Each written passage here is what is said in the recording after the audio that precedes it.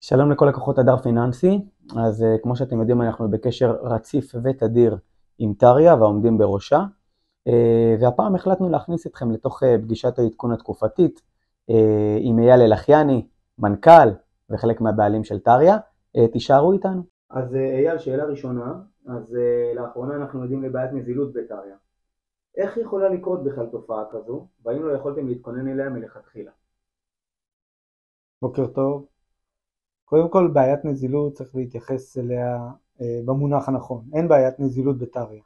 יש בעיה של איטיות, מה שנקרא בהאצת ההנזלה. לכל אחד בטריה יש תיק, והתיק שלו נפרע במועד, ותיק סולידי שמגובה בבטוחות טובות כמו טריה מצליח כמעט בכל זמן ומצב כלכלי להיפרע במועד כמו שצריך. בטריה יש מנגנון נוסף שמאפשר האצה של הנזילות בדרך שמוכרים, המנזילים מוכרים את התיק שלהם למלווה אחר. בחודשים האחרונים, עקב סיבות שונות, ביניהן גם כתבות רבות שהיו בתקשורת, היה מה שנקרא run on the bank. הרבה מאוד מהמשקיעים החליטו להמתין על הגדר ולראות מה המצב, ולא הכניסו כספים חדשים ביחס בטח למה שהיה קודם, ולכן ההאצה הזאת שיכלה לקחת במצב של שגרה ימים בודדים או שבועות הופסקה, ואנשים עכשיו נצמדים לתיק שלהם. כמובן שזה לא באמת 0 או 1, יש עדיין הנזלה, אנשים מקבלים אמנם בקצב יותר איטי. מה שחשוב זה להבין שאין בעיית נזילות של טריה. טריה היא גוף לא ממונף, ללא חוב, אין חובה להנזיל את הכסף, אלא פלטפורמה שמתווכת בין לווים ומלווים, וככל שהלווה משלם את ההלוואה שלו, אי אפשר להגיד לו שבגלל שגברת כהן רוצה עכשיו את הכסף שלה, הוא צריך לפרוע את ההלוואה מיידית. הוא עומד בהסכם שלו, הוא פורע, ולכן היא תקבל את כל הכסף שלה יחד עם ריבית בתקופת ההלוואה. שאלה שנייה, מה מייחד את מסלול המתכננים הפיננסיים בפלטפורמה של טריה? מתכננים פיננסיים זה מסלול שהוא סולידי, כולו מגובה בבטוחות. רוב מוחלט של הבטוחות הן בטוחות נדל"ניות, מאוד מאוד יציב, שאני חושב שביחס לסיכוי סיכון הוא אחד המסלולים הכי אטרקטיביים שיש במשק בכלל.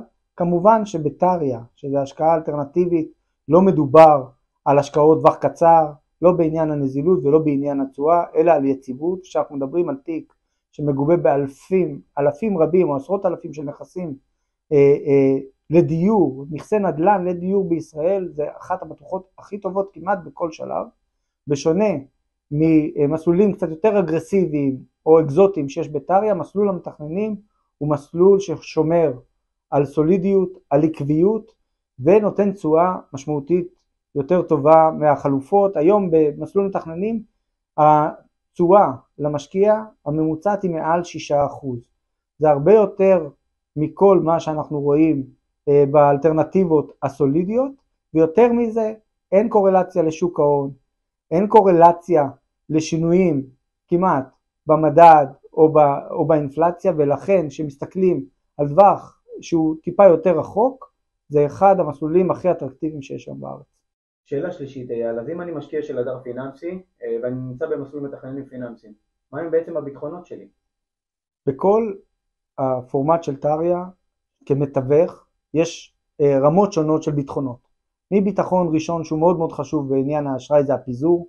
2, מגע ישירות בנכסי הבסיס, כלומר הביטחונות רשומות לטובת המלווים, כלומר יש קשר ישיר בין הנכס המבוטח או המשועבד להשקעה, ולכל אחד בתיק יש רשימה מאוד מאוד ארוכה של מה ההלוואות שלו, מה ההשקעה שלו בתוך ההלוואה ואיזה נכס משועבד לטובת ההלוואה הזאת. כל הכסף של המלווים בטריה כמתווך מקוון באשראי בחשבון נאמנות, כלומר אין באמת קשר לגוף המנהל ולהכנסות שלו, אלא הכסף של המלווים ושל הלווים עובר דרך חשבון נפרד שהוא בנאמנות אצל טריה, דומה מאוד לקופות גמל.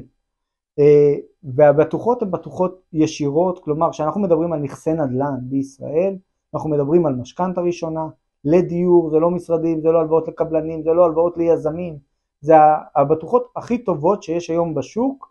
גם במערכת הבנקאית הבטוחות האלה נחשבות לבטוחות הכי חזקות שיש, וטריה זה אחת האלטרנטיבות היחידות שמאפשרת למשקיעים גם בסכומים קטנים ליהנות מבטוחות מאוד מאוד חזקות בפיזור מאוד רחב, כן, את ה100 או 200 אלף שקלים מפזרים לחלקי בטוחות של אלפי יחידות דיור במשכנתא ראשונה. אייל, שאלה נוספת, על רקע המצב הביטחוני, אנחנו עלולים להיקלע לסוג של משבר כלכלי, ובצד שלכם כחברת אשראי, לבעיה שהלווים יתקשו להחזיר את החזרי ההלוואות או המשכנתאות. איך אתם נערכים למצב כזה? ומהם הסיכונים העתידיים לקרן ולריבית שאנחנו משקיעים בטריה במצב שכזה? המצב הביטחוני הוא בהחלט אתגר לכל גוף פיננסי, מרמה של נותן אשראי או לווה ועד בנקים ובנק ישראל ומדינה, ואנחנו רואים שבאמת יש השלכות ומהלכים של כל הגופים במדינה לטיפול במהלך כזה של שינוי כל כך גדול כמו מלחמה. הערכה יכולה להיות סותרת למה שיקרה מיד אחרי המלחמה. יש כאלה שאומרים שיהיו ירידות במחירי הנדל"ן, רוב מוחלט של הבטוחות בטריה הן נדל"ניות, כמו שאמרנו לדיור. יש הערכה הפוכה לגמרי, שבגלל עניין של אנטישמיות יהיה ביקוש גדול לנדל"ן בישראל ותהיה עלייה במחירי הנדל"ן, יהיה ביקוש מאוד מאוד גדול בדירות בגלל שהרבה מאוד תושבים צריכים לעבור ממקום למקום, ובין לבין יש עוד השלכות, השלכות של מיתון, השלכות של פיטורים, ובהחלט אנחנו נראה אתגר אצל כל גופי האשראי. זה ישפיע אפילו על המניות בבורסה, זה ישפיע על כל אפיקי ההשקעה והאשראי. וכאן שוב, אני חושב שנכס הבסיס והקשר של הבטוחה להלוואה זה הדבר הכי בטוח או הכי חשוב בהערכת סיכוני האשראי העתידיים. הלוואות ללא בטוחות יספגו הרבה יותר כשלים, אנחנו רואים את זה אצל כל נותני האשראי. הלוואות עם בטוחות חזקות כמו משכנתא יספגו הכי פחות, זה לא איזה קסם, זה מה שקורה ב-40 שנה האחרונות בישראל, וזה גם כנראה מה שימשיך לקרות. גם במהלך השנים האחרונות ראינו הרבה מאוד סבבים של לחימה, ראינו עליות וירידות, מחירי הנדל"ן היו די יציבים, הביקוש לנדל"ן, ולכן אנחנו בחרנו כבר מ-2016 והעמקנו את זה בקורונה, לחזק את הבטוחות של נכסי הבסיס. אנחנו כמעט לא מעמידים אשראי ללא בטוחות, אנחנו לא מעמידים כמעט בכלל אשראי לעסקים שיכולים להיות בסיכון יותר גבוה. כשאנחנו מדברים על כספי ציבור, אנחנו בחרנו להשקיע אותו בצורה סולידית, כשהמטרה שלנו שכל אימא שחוסכת לילדים שלה לאוניברסיטה יכולה להיות בטוחה שיהיה לילד מספיק כסף כדי ללמוד. אייל, שאלה אחרונה ברשותך, היינו רוצים לשמוע מה האסטרטגיה של טריה לעתיד לבוא, ובעיקר איך האסטרטגיה הזאת תומכת בהאצת הנזילות. זאת אומרת, אם היינו רגילים כל השנים מ-day one שאנחנו עובדים עם טריה לנזילות של גג 10-15 ימי עסקים, איך אנחנו או איך אתם גורמים למצב הזה לחזור לקדמותו? אני חושב שכדי לדבר על אסטרטגיה צריך לדבר גם על ההיסטוריה. טריה הוקמה לפני 10 שנים, ובכל שלב נתנה עוד ועוד ועוד שירותים משלימים, ממעטפת רגולטורית ורישיונות ופיקוח, ואחר כך להפוך להיות חברה ציבורית עם עודף שקיפות ובקרה נוספת שיש, חיבור למערכות בנק ישראל להיבטים של נתוני אשראי. כל הדברים האלה הם שלבים שגם נותנים יותר שקיפות, יותר ביטחון למשקיע. עניין של נזילות זה חלק שיכול לבוא או מהיבטים רגולטוריים כמו חשבונות נוסטרו שהם בחלק מהתהליך, ויותר חשוב, אנחנו לא מחכים לא לרגולטור ולא למדינה. אנחנו פתחנו כבר מלפני שנה וחצי עוד פעילויות בטריה, גם בטריה קרדיט וגם טריה הום שעתידה לפעול ב-2024. טריה הום היא מענה מאוד מאוד חשוב לנזילות, כיוון שטריה הום תעסוק בהלוואות עם התחייבויות עתידיות או בהלוואות עם מח"מ מאוד מאוד ארוך. בצורה הזאת, וזה בכפוף לאישורים רגולטוריים עדיין, אנחנו נוכל להכניס כסף, להסיט חלק מההלוואות שיש היום בפלטפורמה שאנשים רוצים להנזיל לפעילות של טריה הום, שתמומן לא על ידי כספי מלווים, אלא על ידי כספים של הון עצמי וגופים מוסדיים והמערכת הבנקאית, ולשחרר יותר ויותר מלווים שביקשו להנזיל את כספם במהירות יותר גדולה במערכת, ללא תלות הכרחית בכניסה של מלווים בתוך הפלטפורמה. כלומר, נוצר עוד ערוץ של מקורות, של העברת הלוואות, של הקטנת התיק בתוך הפלטפורמה והעברתו למסלול אחר שהוא לא כספי מלווים או כספי ציבור, ובדרך זו נוכל לשחרר בזמן יחסית מאוד מאוד מאוד קצר היקפים ממש של מאות מיליון.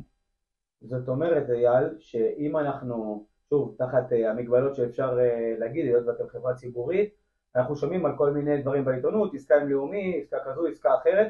זאת אומרת שהעסקאות האלה ברגע שיאושרו על ידי הרגולטור, הן אלו שאמורות לייצר את האצת הנזילות בעצם. יש כמה דברים. זה כמובן ערוץ מאוד מאוד משמעותי, שנקרא לו highway, כן? הוא מאוד מאוד רחב, עם פס מאוד מאוד רחב של היקפים של מקורות שיכולים לשחרר.